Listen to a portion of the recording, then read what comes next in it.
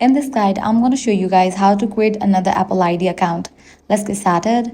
First, launch your preferred browser. Now head over to this website, account.apple.com. You'll be directed to the official website of Apple. Now click on this drop-down given at the top right. Select the option Create Your Apple Account.